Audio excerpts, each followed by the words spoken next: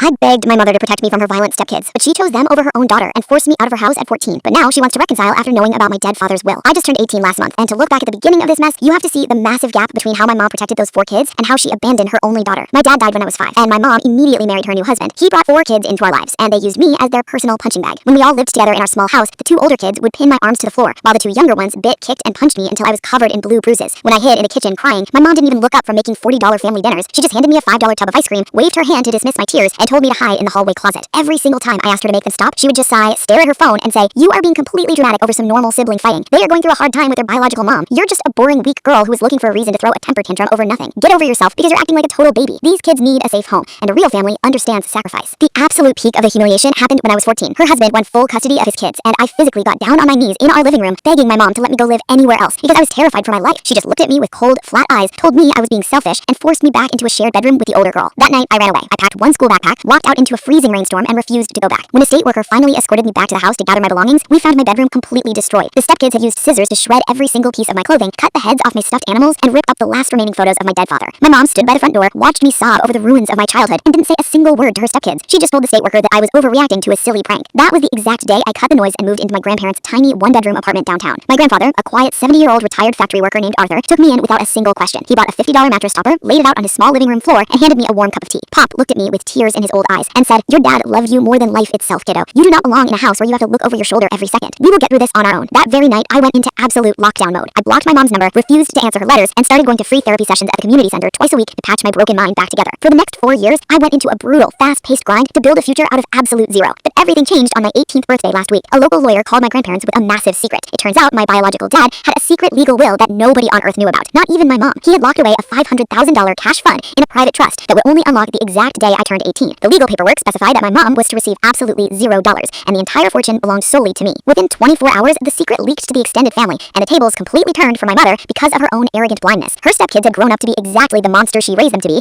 and they had just run her husband's bank accounts completely dry. They were facing eviction from their suburban home and owed $80,000 in credit card debt. The moment my mom found out about my dad's $500,000 trust, she went into a complete frenzy. Yesterday afternoon, my phone rang from a number I hadn't seen in 4 years. I answered it, and my mother's voice came crashing through the speaker. She was sobbing hysterically, coughing, and pretending to be a loving parent. She whimpered into the line, "Please, my sweet girl, I'm so sorry I didn't protect you back then. I made a horrific mistake, and our family has absolutely no future if you don't forgive me. Please give me a second chance. Let's fix our relationship, and let me help you manage your father's money so we can all buy a house together." I sat on the quiet couch next to my grandfather, felt the total icy stillness in my chest, and delivered the ultimate poetic justice. "You're just a boring, weak woman who is looking for a reason to throw a temper tantrum over nothing. Get over yourself because you're acting like a total baby. Enjoy the floor."